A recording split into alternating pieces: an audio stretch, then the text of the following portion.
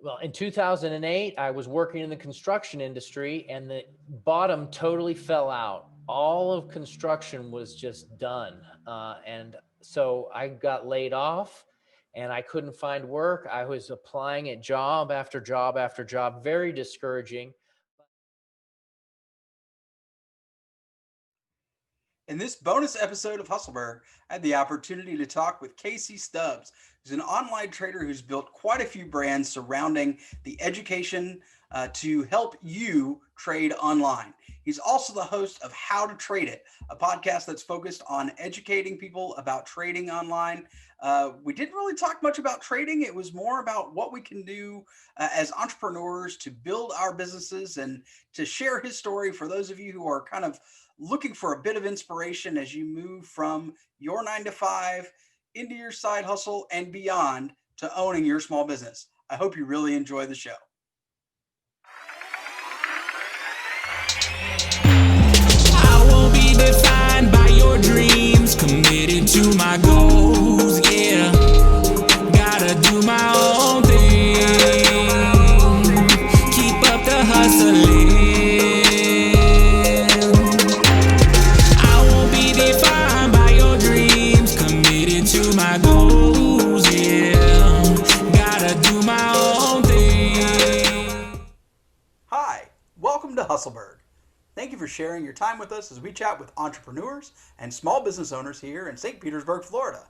We talk about how they got started, how they built their business, and how they serve our community. I'm Brett Bittner, and I'm the host of Hustleburg. And I started Beyond Your Side Hustle because I found that most entrepreneurs lack the time and expertise to build themselves a digital marketing strategy that gets results. At Beyond Your Side Hustle, we help you craft an awesome strategy to stand out from the competition and build a community that supports your business today and in the future. We help budding entrepreneurs go beyond their side hustle into the business they're dreaming of. As the founder of a small business here in St. Pete myself, I love meeting and talking with fellow business owners about what they do. Now, you may have noticed a few changes with the podcast lately, and one of the biggest is that we're now doing video. So if you're only listening to this episode, whether it's on your favorite podcast player, radiostpete.com, or Sunshine 96.7 FM, please know that this episode and all future episodes are available on YouTube for your viewing pleasure. Visit beyondyoursidehustle.com/YouTube to subscribe or to watch Hustleburg. And if you find anything of value in this episode, I encourage you to subscribe to the podcast. If you would, also please rate and review the episode as well. It sends us the right signals about knowing how the conversations added value for you. If you are interested in being a guest in an upcoming episode, and you own a business here in St. Pete or somewhere else nearby on this side of the bay, please let us know by visiting beyondyoursidehustle.com/podcast guest. On to the interview.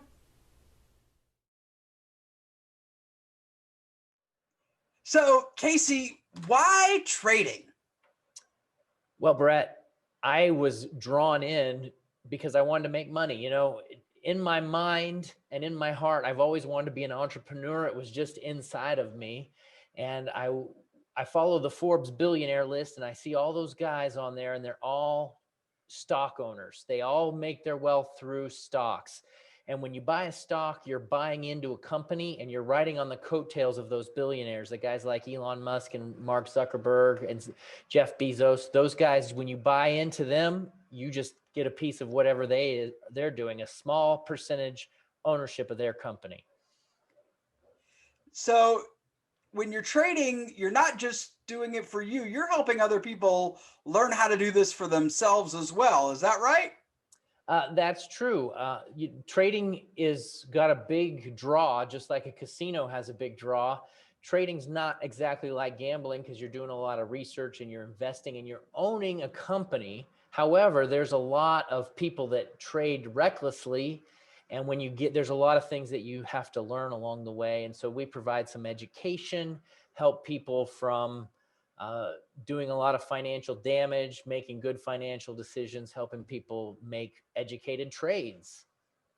So, who are the people that you're looking to serve with the efforts that you make, especially in your entrepreneurial efforts? Obviously, when you're trading, your accounts are yours, but You have a couple of brands that are focused on helping others. How is it that you're serving others, and who is it that you're trying to serve the most? People, anyone that is interested, that's in the market, that's trading, or that's looking for a side revenue for trading. And how we do that is we give education, and we also have some trading tools and systems that we work on to help them find good investments to get into, good stocks, or it doesn't necessarily have to be stock, because we trade other things too, like crypto. If you've noticed, Bitcoin's done really well recently, kind of made the headlines, things like that. Now, it wasn't always that you've been an entrepreneur. If you take a look at your early bio, you describe yourself as a broke dad earlier in your life. So tell us the story about that, going from broke dad to where you are now. Well, in 2008, I was working in the construction industry, and the bottom totally fell out. All of construction was just done. And so I got laid off, and I couldn't find work. I was applying at job after job after job, very discouraging. But this trading thing was something that I'd done as a youngster. And I thought, well, I might as well give it a shot. I was always doing a little bit of trading. So I might as well give it a shot. And so I also started a website at the same time, because I figured, I'm doing this trading thing, why not document my journey online? And so after about doing that for 6 months, I was on unemployment. When the unemployment ran out, I was making enough money that I didn't have to go back to work, because I was making money from my website and from trading. So, getting into the trading business, you kind of fell in your unemployed time. What was your motivation to create a business around educating others in what you did? Did you have any type of education, certification, or background other than, kind of what you were doing hands on? I'm a big believer of hands-on is the greatest teacher experience, great learning. Most of my learnings come from experience. So no, I didn't have really any education, but when I was a young man, my dad, he was trading, and he wanted to go online. And this was in the early 90s, and they didn't have online then. You people used to have to call on the phone. But I was a computer nerd. I was 16, and my dad's like, I can't even figure out how to use a computer. Help me get this set up. So I set up the online stock trading platform for him to get him set up. And that's when I got addicted to stock trading. And I'd been doing that ever since. And so my education came from just years and years of experience. And the second part of that question is, I just got a lot of people asking me for questions. They're asking help. Oh, I want to get started in this. I think it's a great thing, but I don't know where to begin. Now, when you were first starting out, what was the first thing you did to help you change your course? You talked about being on unemployment and, taking the steps necessary to trade for yourself. But when you moved into the space of being an entrepreneur, educating others, bringing them into the fold and sharing what you were doing, just kind of give us a glimpse of what that just start moment was. So the just start moment is when you don't have a lot of money, you need to make an assessment. Oh man, don't look at what you don't have, because you don't have money, right? So you can't really use that it just discourages you. So look at what you do have, right? So what I took an inventory of what did I have? Well, I had a computer, not a great one, it was a cheap computer. I had an internet connection. Those were two resources that I had. I had investing in stock knowledge, and I had computer knowledge.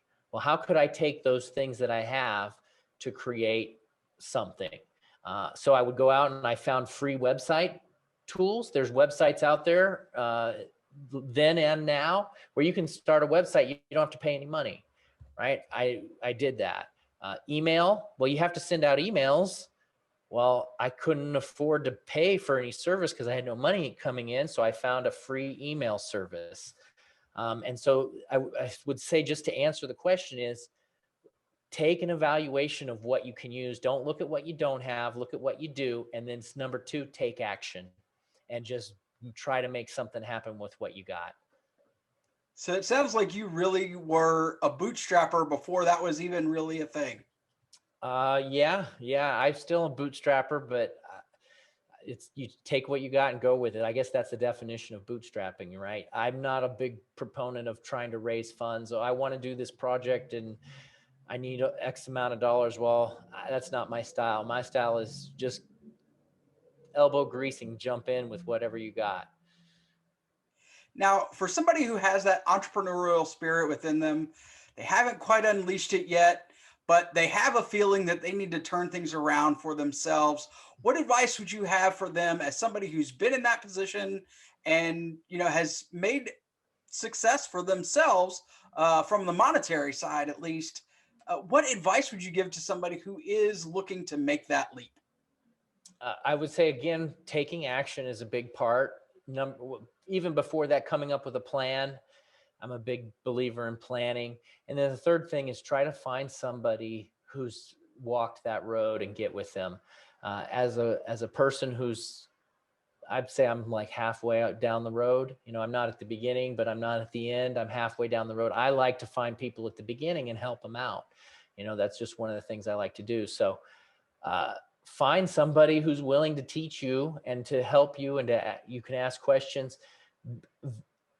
A mentor, so to speak, add value to their life, listen to them, take some of their advice, don't take some of it, but add value, provide value to them in return, and start building relationships with those people. Now, folks that have listened or watched Hustleburg definitely know the question that I'm about to ask when it comes to lessons, and they know kind of the background about it. Just to make sure that you do, I don't like to look at things that many people will look at as failures as such. I look at them as lessons that we're able to learn. So, what is the most important lesson that you've learned thus far with your business adventures? You know, uh, that's a really tough question because I just cannot really say what the most important is because there's so many. But if I got to pick one, which is why it's a good question, I would say your cash flow management and bookkeeping. Uh, it, since I like to read a lot, I read about some of these historic people like John Rockefeller, and his big thing was accounting, right? He was an oil tycoon, but he was meticulous with his books. He wrote every single penny and he would reconcile to the penny, right? And I think we might have a little bit of success and we see money coming in, but we're not really tracking it well. And the next thing you know, we're hurting, and we're like, well, what happened? Why are we hurting financially? And it's because we're not paying close attention. If we get overextended on loans, we're not paying attention to the numbers. So monitoring your cash flow and having good accountability of where your money coming in and coming out is critical, because then you can make good decisions based off of numbers. Now, when you were building your businesses, what resources did you have at your disposal? You talked a little bit about finding a mentor, but what books or podcasts, video series, business coaches, whatever it is, what was it that was helping you to succeed? Books is a big one. Read a lot of trading books. I read trading books by a guy named Mark Minervini. He's a professional trader. Read books by another trader called Alexander Elder. And once recently, in the last 4 or 5 years, Audible's a new thing that just came out, but I'm constantly listening to books on Audible on my way to work.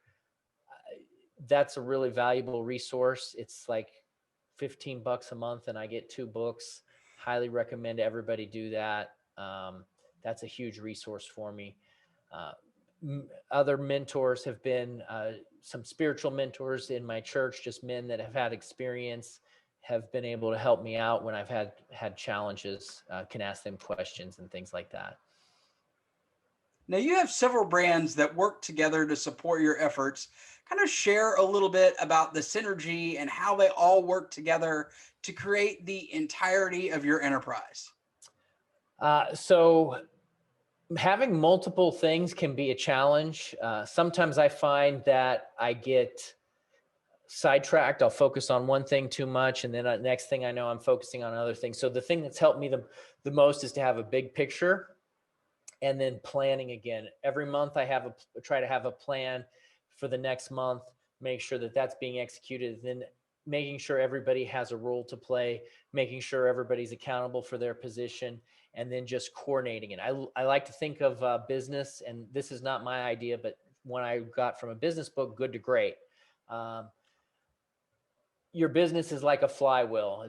It's running, and everything that you add to it, you're plugging it into the machine. It's like a big machine. And if it's not running smoothly, the whole thing can come crashing down. But you just take one machine, one part, get it working, and then you add another one, and then you just keep building upon it. Now, you're not alone in this. You're not a solopreneur. You have a team that works with you.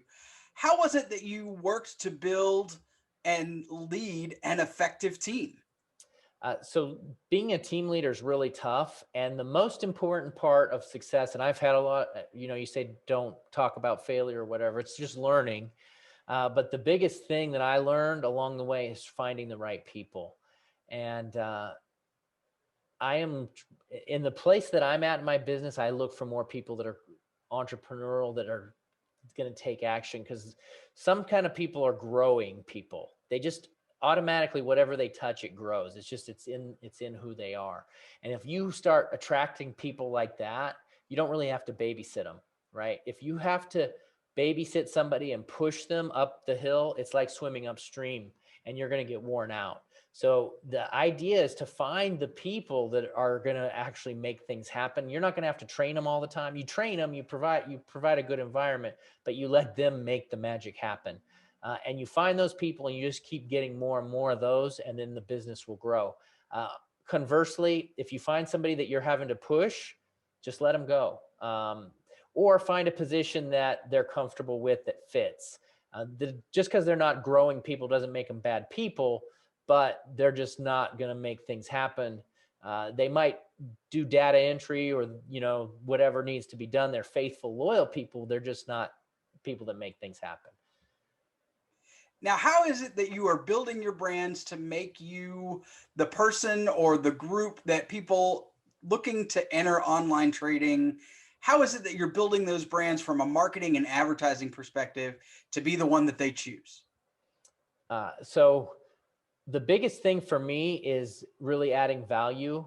And there's a lot of competition in this industry, in the online stock education industry, trading education industry. So, and there's also a lot of wild claims, people that'll say you can make millions of dollars overnight, which is true. That's the problem with it, is it's true. But the reality is most people will not do that because it's very challenging. So just adding value and really helping people in their journey and getting results for them, helping them to have success has been the biggest thing for me. Now, in your wildest dreams, where is it that you want to take your business, and what are you doing toward that end? So in my wildest dreams, I would look to grow my business to $20 million in revenue in the next 3 years. And what I'm doing is I have goals, I have road marks, I have specific areas that I'm looking to grow, like my mailing list. I'm looking to grow that a certain amount. My subscription base, I'm looking to grow that a certain amount. My YouTube channel, trying to grow that a specific number. So each one of these has metrics, and I'm trying to grow them all together. My podcast, working at growing that. So all of those things are working in conjunction together to hit my revenue goal. Now, when you take a look at how you spend your time, how much would you say that you're working in the day-to-day of your business versus how much you're working on your business to develop and grow toward your goals? That's a great question. Measurement is a really important concept. So, and this is one I need to work on a lot, but when I was talking earlier about measuring your finances, measuring your time is just as important, right? So I should be able to fire that off and say, okay, I'm spending X amount of time on building on the business and X amount of time in the business. And I need to make a transition to be working more on the business, but I do spend a good part of the week, 3-4 hours a week, really planning, strategizing, reviewing the strategies, following up with people to make sure that they're executing, versus working in the business. To be completely transparent, I don't do that too much now because the team handles most of that, but I still need to get a better application of planning. That's what I consider working on the business, strategizing. Now, obviously, as a bonus guest here on Hustleburg, you're not from St. Petersburg. So where are you from? Give us a little bit of your geographic history. I imagine with your military background, you've got quite the journey that you'd be able to share with us. I'm actually all over the place. I'm originally from Portland, Oregon, then went to the military. So I lived in Germany for 4 years, which was really cool. Then I came back and moved to Pennsylvania, and now I live in Latrobe, Pennsylvania, which is a really nice town. It's east of Pittsburgh, so it's on the western side of the state. Beautiful. It's got a few things that is famous about it. We're the home of Mr. Rogers, Arnold Palmer, and Rolling Rock beer. Oh, I recognize the Rolling Rock was the instant you said Latrobe. Yeah. Now, when you aren't working, what are some of your favorite things to do? Some hobbies, activities, things that you're involved with that you'd like to share? I like to spend time with my kids, spend time with my wife. I have 9 children, and so that keeps up a lot of my time, just trying to train and keep them on point. So that's my main hobby, is working with my kids. Now, are there any upcoming events or activities that you'd like listeners and viewers of Hustleburg to make sure that they put on their calendars for 2021?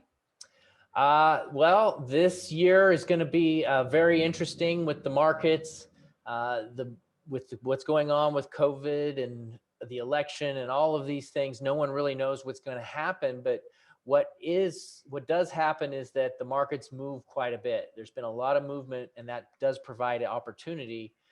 So for someone that's looking at investing, they want to be aware of that and know that there are definitely opportunities available. But I don't have really any specific events other than what's happening in the world. And a great resource is just to tune into my podcast, the How to Trade It podcast, because I interview a lot of expert traders, and I use that to educate my audience, but I also use it for myself. You talked about resources. My podcast is my own resource because I get access to great people that are better than myself. Now, it's like you were leading into the final question. Where can people find out more about what you do, connect with you? Website, obviously the podcast, social media, where can they connect with you to, if this is something that they find that they want to be involved in, or maybe want to reach out, and maybe you have something that you can offer from a mentor or a coach perspective. So for anybody that's looking at maybe reaching out to me, I've got 2 areas that I can add value, maybe more than 2, but 2 main ones, and that's trading and business. I feel like I'm pretty good at both of those things. So if you're in either of those fields, reach out to me. But you can find me at my website, CaseyStubbs.com, which has links to all my other stuff, which is the podcast and all my websites and all that. And then I'm also on Twitter. I'm on there every day, mainly for trading, because I'm looking at trades and things, and there's other good traders on there. And then LinkedIn. And so it's twitter.com, Casey Stubbs, and then LinkedIn, Casey Stubbs. You can find me on both of those. Well, the good news is, for viewers and listeners of this episode, I will have all of those in the show notes, whether you're watching on YouTube or you're listening to this on your favorite podcast player. It'll all be in the show notes. And Casey, thank you so much for taking the time to have this conversation with me today and share what you do with the Hustleburg audience. Thanks, Brett. It was really nice talking with you. Hey, you did it. You've just listened to Hustleburg. If we provided you with something of value with this podcast, please take a moment to subscribe, rate, and review on your favorite podcast player, especially you Apple Podcast listeners. This is something that only takes a few seconds, and it will help us shine the spotlight on all the great businesses that St. Pete has to offer and grow the Hustleburg community. Speaking of great businesses here in St. Pete, if you're a small business owner and you'd like to share the story of your business with the Hustleburg community, please let us know by visiting beyondyoursidehustle.com/podcastguest. Did you know that at Beyond Your Side Hustle, we're helping small business owners reach ideal engagement on any social media platform with a free 3-week training by email? It's available at beyondyoursidehustle.com/3weeks. Start right now to learn how you can fix your feed to better serve you, start engaging on social the right way, and create a community around you and your business. The opening music in this episode is Defining Your Dreams by my friend Rhymer Educator. I encourage you to check him out on Spotify, iTunes, or wherever you listen to great music. Thanks so much for listening, and we look forward to continuing to share with you how we do business in the Burg.